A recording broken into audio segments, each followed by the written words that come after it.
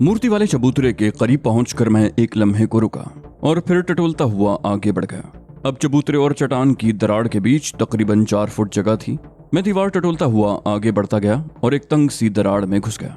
उस दरार में 2 आदमी पहलू बपहलू बमुश्किल चल सकते थे। चंद गज आगे दाईं तरफ किसी जगह रोशनी हो रही थी। ये रोशनी भी मुतहर्रक थी और उसी के अक्स में काली की मूर्ति हिलती हुई नजर आती थी। बेला के बारे में अब मेरे शुबहात कवीतर होते जा रहे थे। वो यहाँ क्या कर रही थी? मैं यही सोचता हुआ दबे कदमों आगे बढ़ता गया। आगे वो दरार दाईं तरफ मुड़ गई थी और रोशनी उसी तरफ से आ रही थी। दफतन एक आवाज सुनकर मेरे कदम रुक गए। मैंने जेब से रिवॉल्वर निकाल लिया। वो बेला की आवाज थी जो किसी को मुखातिब करते हुए कह रही थी, वो बहुत खतरनाक है हुक्म। अगर शहर मां पहुंचन में कामयाब हो गयो तो काबू में आवत वालो नाही। हाँ हुक्म हाँ, मेरे सामने 3 बंदों को मारत देओ है, बहुत हिम्मत वाला होवे है। वो खामोश हो गई और चंद लम्हों बाद फिर उसकी आवाज सुनाई दी, वो इस वक्त सोवत रहियो है, तुम लोग सूरज डूबन से पहले यहाँ पहुंच ना रहियो। अगर वो हाथ से निकल गयो तो हाँ ठीक है हुक्म। मैंने आगे बढ़कर बड़ी एहतियात से उस दरार में झांका और उसके साथ ही मेरा दिल उछलकर हलक में आ गया। वो गार एक आम कमरे से ज्यादा बड़ा नहीं था। पत्थर के एक चबूतरे पर एक जदीद तरीन ट्रांसमीटर रखा हुआ था। बेला घुटनों के बल बैठी हुई थी। उसके कानों पर हेडफोन लगे हुए थे और वो ट्रांसमीटर पर किसी को मेरे बारे में इत्तला दे रही थी। वो न जाने कब से यहाँ थी, पिछले वाकयात की सारी तफसील बताई होगी और उन लोगों को सूरज डूबने से पहले पहले यहाँ पहुंचने के लिए कह रही थी। वो अब तक मुझसे बड़ी साफ उर्दू में बातें करती रही थी। एक आध लफ्ज हिंदी का भी इस्तेमाल कर जाती थी, लेकिन ट्रांसमीटर पर वो ठेठ राजस्थानी जबान में बात कर रही थी और उसकी गुफ्तगू का मफहूम मैं समझ गया था। उसने कहा था कि उन लोगों के आने तक वो मुझे काबू में रखेगी। अब सूरत हाल कुछ और वाज़ेह हो गई थी।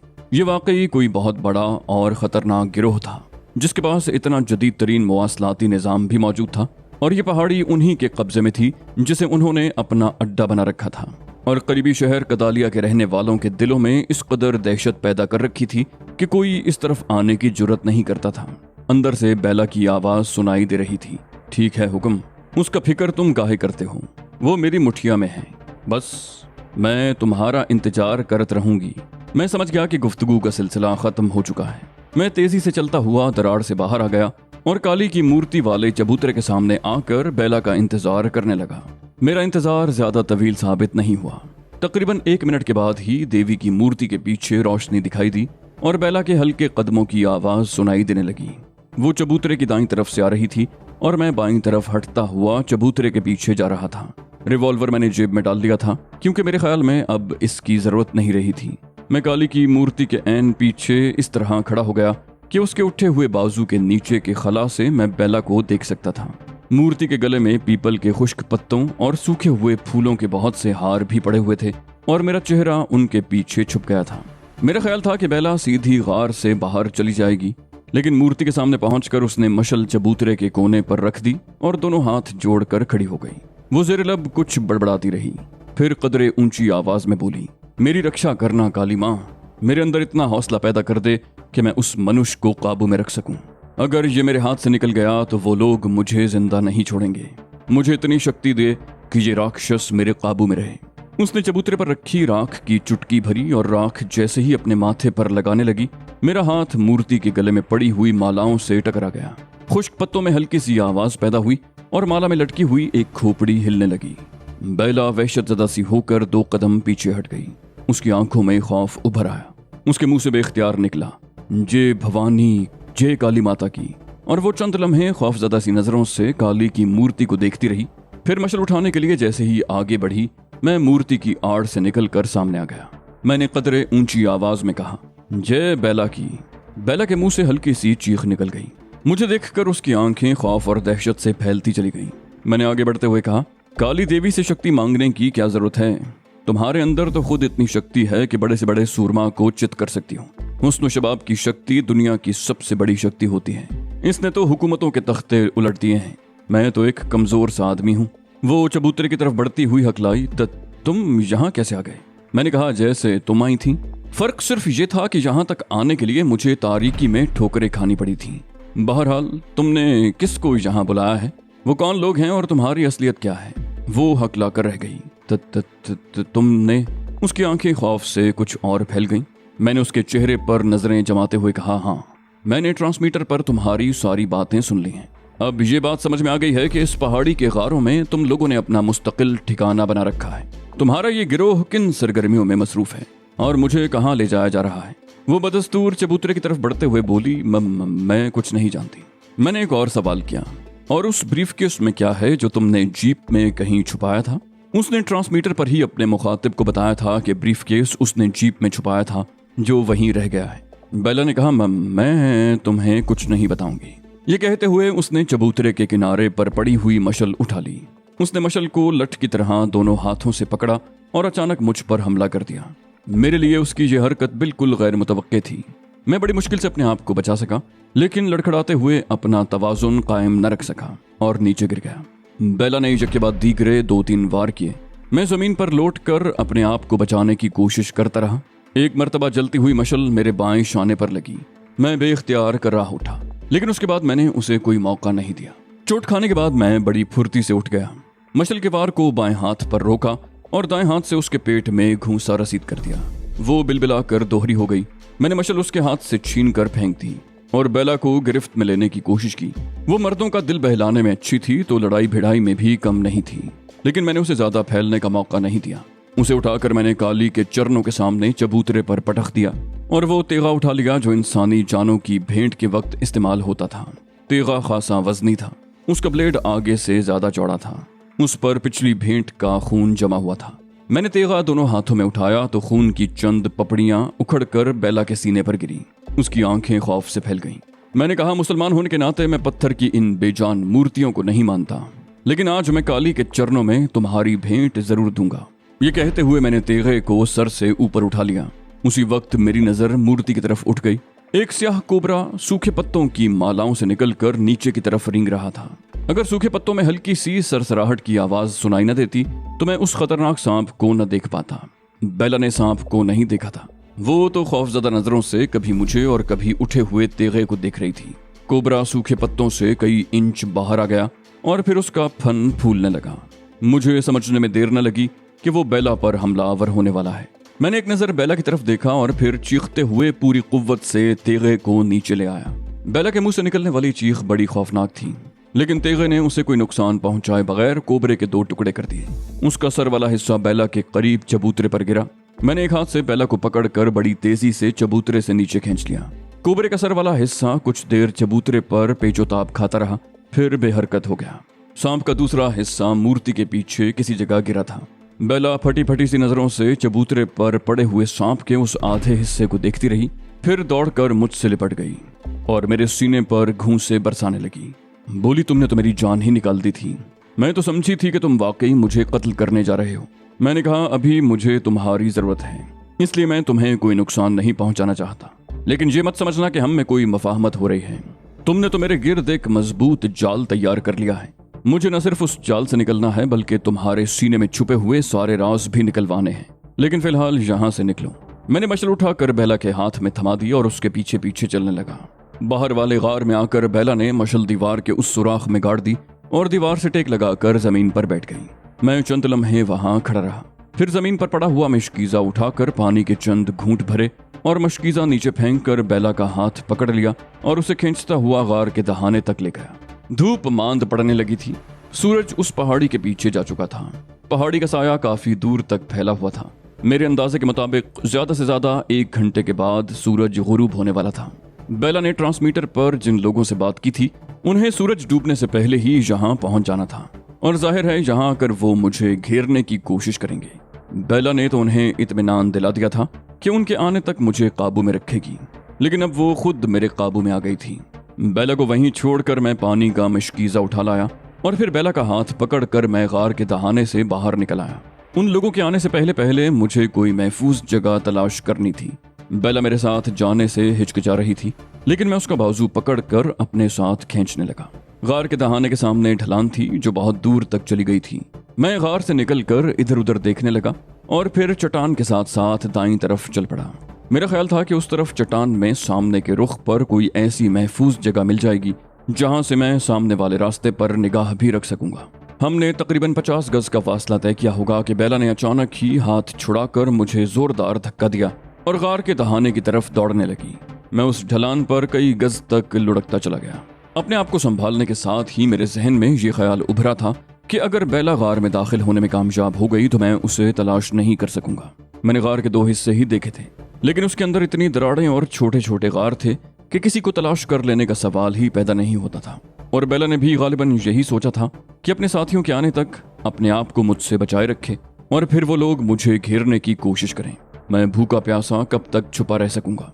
ये ख्याल आते ही मैंने जेब से रिवॉल्वर निकाल कर गोली चला दी। इत्तेफाक से गोली निशाने पर लगी। बेला चीख कर गिर पड़ी और ढलान पर लुढ़कती चली गई। मैं तेजी से उसकी तरफ दौड़ा। इस दौरान वो ढलान पर लुढ़कती हुई तकरीबन 20 गज नीचे आ चुकी थी। उसकी चीखें भी रुकने का नाम नहीं ले रही थी। आगे ढलान पर एक बड़ा सा नोकदार पत्थर पड़ा हुआ था, लेकिन इससे पहले कि वो पत्थर से टकराती मैंने उसे रोक लिया। वो अब भी हौले हौले चीख रही थी। उठाने से पहले मैंने उलट पलट कर देखा और फिर मेरे मुंह से गहरा सांस निकला। गोली उसकी बाईं पिंडली की खाल को छीलती हुई चली गई थी, जिससे बहुत मामूली सा खून रिस रहा था। मैंने कहा, मामूली सी खाल छिली है, कोई कयामत नहीं आ गई। मैंने उसे बाजू से पकड़कर उठा दिया।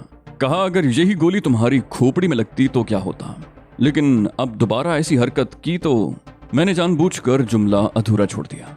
वो लंगड़ाती हुई मेरे साथ चलती रही। उसके हलक से कराहें सी खारिज हो रही थी। 15-20 गज तक ढलान पर लुढ़कने से उसे कुछ और चोटें भी आई थीं। मैं बेला का हाथ पकड़कर चट्टान के साथ साथ चलता रहा। 70-80 गज का फासला तय करके मैं एक तंग सी दरार के सामने रुक गया। ये दरार 60 का जाविया बनाती हुई ऊपर को चली गई थी। मैंने पहले बेला को आगे धकेला और फिर खुद भी उसके पीछे पीछे ऊपर चढ़ने लगा। 15-20 फुट ऊपर बड़े बड़े पत्थर करीब करीब पड़े हुए थे। पहले 2 पत्थरों के बीच इतनी जगह थी कि हम दोनों आसानी से वहां बैठ सकते थे। मैंने आसपास का जायजा लिया और फिर सामने देखने लगा। उसके साथ ही मेरे होंठों पर खफीफ सी मुस्कुराहट आ गई। चट्टान का यह हिस्सा पहाड़ी में जरा आगे को निकला हुआ था। यहाँ से न सिर्फ गार का दहाना नजर आ रहा था, बल्कि सामने भी दूर दूर तक देखा जा सकता था। बेला पत्थर से टेक लगाए बैठी अब भी हौले हौले कराह रही थी। मैंने उसकी टांग सीधी कर दी और पतलून का पांचा ऊपर उठाकर पिंडली के जख्म का जायजा लेने लगा। जख्म बहुत मामूली था, सिर्फ खाल छिली थी जिससे खून निकल रहा था। मैंने बड़ी एहतियात से उसकी कमीज के दामन से 3-4 इंच चौड़ी पट्टी फाड़ी और उसके जख्म पर पट्टी लपेट दी। उस वक्त मैं यही कर सकता था, और वैसे भी मुझे उम्मीद थी कि पट्टी लपेटने के बाद खून का वो मामूली सा रसाव भी बंद हो जाएगा। दिन ढल रहा था। बेला पत्थर से टेक लगाए आंखें बंद किए बैठी थी और मेरी नजरें सहरा की तरफ आने वाले रास्ते पर मरकूज थीं। वक्फे वक्फे से बेला भी आंखें खोलकर उस तरफ देख लेती थी। सूरज गुरूब हो रहा था। बेला की आंखों में भी अब तशवीश उभर आई थी। मैं उस सहराई रास्ते की तरफ देखते हुए सोच रहा था कि कहीं उन्होंने अपना प्रोग्राम बदल तो नहीं दिया। वो तो ये जानते थे कि मैं बेला की साजिश से बिल्कुल लाइल्म हूँ, और हो सकता है उन्होंने ये सोचा हो कि रात की तारीकी में छापा मारेंगे और उस वक्त मुझे कहीं भागने का मौका भी नहीं मिलेगा। इस तरह मैं आसानी से उनकी गिरफ्त में आ जाऊंगा। और फिर मैं दफतन चौंक गया। सामने बहुत दूर एक स्याह नुक्ता सा हरकत करता हुआ नजर आया। कुछ ही देर के बाद गर्र की मध्यम सी आवाज सुनाई देने लगी, जो रफ्ता रफ्ता वाज़ेह होती गई। वो कोई गाड़ी थी जो ढलान के करीब रुक गई। 3 आदमी गाड़ी से उतरे और ढलान पर चढ़ने लगे। उनका रुख गार के दहाने की तरफ था। मैंने बेला की तरफ देखते हुए कहा, चलो उठो यहाँ से, और साथ ही जेब से रिवॉल्वर निकाल लिया। कहा, अगर तुम्हारे मुंह से आवाज निकली या उन्हें मुतवज्जे करने के लिए तुमने कोई हरकत की तो गोली इस मर्तबा तुम्हारी खोपड़ी में लगेगी। मैं उसे हाथ से पकड़कर खींचता हुआ उस ढलवानी दराड़ में लुढ़क गया। सन्नाटे में पत्थर के लुढ़कने की आवाज खासी बुलंद थी। मैं एकदम रुक गया। बेला को भी मैंने हाथ से पकड़ रखा था ताकि वो कोई हरकत न कर सके। चंद सेकंड गुजर गए, कोई रद्द अमल सामने नहीं आया। मैं दराड़ से निकल आया था। गार के दहाने की तरफ देखा, वहां कोई भी नहीं था। गालिबन वो तीनों गार के अंदर चले गए थे। मैंने बेला का हाथ पकड़ा और ढलान पर गाड़ी की तरफ दौड़ने लगा। दौड़ते हुए अचानक ही मेरे जहन में एक और ख्याल आया। हो सकता है उस गाड़ी पर आने वालों की तादाद 4 हो। 3 तो गार में चले गए और चौथा गाड़ी में ही बैठा हो, लेकिन अब सोचने का वक्त नहीं था। अगर गाड़ी में कोई होगा तो देखा जाएगा। ढलान पर दौड़ते हुए बेला के मुंह से अजीब सी आवाजें निकल रही थीं, और ये आवाजें उन्हें हमारी तरफ मुतवज्जे कर सकती थीं। मैं उसकी तरफ देखते हुए गुर्राया, मुंह बंद रखो और तेज दौड़ो। बेला ने दूसरा हाथ मुंह पर रख लिया। हम गाड़ी से चंद गज दूर ही थे कि बेला लड़खड़ा गई। मैंने उसे संभालने की कोशिश की, मगर कामयाब न हो सका और उसके साथ खुद भी गिर गया। लेकिन मैंने संभलने में देर न लगाई। मैंने बेला को भी हाथ से पकड़कर उठा दिया और उसे खींचता हुआ गाड़ी की तरफ दौड़ा। गाड़ी में कोई भी नहीं था। मैंने जल्दी से दरवाजा खोल दिया बेला गाड़ी से टेक लगाकर हाँपने लगी। गाड़ी में चाबी भी लगी हुई थी। मैंने बेला का हाथ पकड़कर खींचते हुए कहा, सीट पर बैठकर गाड़ी स्टार्ट करो, जल्दी। वो अपने फूले हुए सांस पर काबू पाने की कोशिश करते हुए बोली, मैं गाड़ी नहीं चला सकती। मेरी बात मानो, मुझे यहीं छोड़ दो और तुम भाग जाओ यहाँ से। ये रास्ता सीधा कदालिया की तरफ जाता है, वहां से तुम किसी भी तरफ जा सकते हो। जाओ, देर न करो। वो इस वक्त गार के अंदर हैं। अगर बाहर आ गए तो तुम्हारे लिए भागना मुश्किल हो जाएगा। मैंने कहा, तुम शायद भूल गई हो कि मेरे बगैर वो तुम्हें भी जिंदा नहीं छोड़ेंगे। उसी लम्हे गार की तरफ से एक गूंजती हुई आवाज सुनाई दी, ओए, उधर कौन है गाड़ी के पास? मैंने चीख कर बेला से कहा, जल्दी करो, उन्होंने हमें देख लिया है। मैंने उसे सीट पर धकेल दिया और मुड़कर देखा। गार के दहाने पर एक आदमी खड़ा था जो अब अंदर की तरफ रुख करके चीख रहा था, जुग्गन, रामू, अब भागियो रे। वो लोग उधर को भागत रहे। मैं गाड़ी के ऊपर से घूमकर पैसेंजर सीट का दरवाजा खोल रहा था कि फजा फायर की आवाज से गूंज उठी। राइफल का सिंगल शॉट था।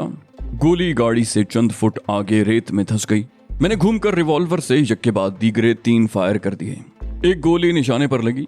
वो शख्स चीखता हुआ ढेर हो गया। बेला इग्निशन में लगी हुई चाबी घुमाने की कोशिश कर रही थी, मगर उसका हाथ कांप रहा था, या वो जानबूझकर ऐसा कर रही थी। मैंने पैसेंजर सीट पर बैठते हुए रिवॉल्वर की नाल उसके पहलू में गाड़ दी। मेरे मुंह से गुर्राहट निकली, 1 सेकंड में इंजन स्टार्ट ना हुआ तो तुम्हारे जिस्म में सुराख कर दूंगा। ये धमकी काम कर गई। अगले ही लम्हे इंजन स्टार्ट हो गया। मैंने मुड़कर देखा, गार के दहाने पर अब एक और हयूला नजर आ रहा था। मैंने बेला के जिस्म पर रिवॉल्वर का दबाव डालते हुए कहा, रिवर्स में जितनी तेज ले जा सकती हो ले चलो। मेरा ख्याल था कि यू टर्न लेने के लिए गाड़ी कुछ तो आगे जाएगी और इस तरह हमारे और गार के दरमियान फासला कम हो जाएगा। बेला के दोनों हाथ कांप रहे थे। गाड़ी लहराती हुई तेजी से पीछे की तरफ दौड़ रही थी और फिर उसी लम्हे गार की तरफ से फायरिंग शुरू हो गई। राइफल का पूरा ब्रस्ट मारा गया था। मैंने भी हाथ बाहर निकालकर 1-2 फायर किए, फिर हाथ खींच लिया। वो रिवॉल्वर की रेंज से निकल चुके थे। गोलियां जाया करने का कोई फायदा नहीं था। गार की तरफ से एक और ब्रस्ट मारा गया। इस मर्तबा छन्नाके की आवाज भी सुनाई दी। मैं तेजी से नीचे झुक गया। मेरा ख्याल था विंड स्क्रीन में गोली लगी थी, लेकिन स्क्रीन सलामत थी। गाड़ी तकरीबन 400 गज दूर जा चुकी थी। मैंने कहा, गाड़ी रोको और अब यू टर्न लेकर चलाओ। रिवॉल्वर की नाल बदस्तूर बेला के पहलू से लगी हुई थी। बेला ने गाड़ी रोक ली और गियर बदल कर यू टर्न लेते हुए उसे दौड़ा दिया। मैंने उसके पहलू से रिवॉल्वर हटा लिया और पीछे मुड़कर देखने लगा। वो लोग फायरिंग करते हुए अगरचे गाड़ी के पीछे दौड़ रहे थे, मगर बहुत पीछे रह गए थे और अंधेरे में नजर भी नहीं आ रहे थे। बेला के जिस्म पर हल्की सी कपकपाहट तारी थी, लेकिन दोनों हाथ सख्ती से स्टीयरिंग पर जमे हुए थे और वो गाड़ी को संभाले हुए थे।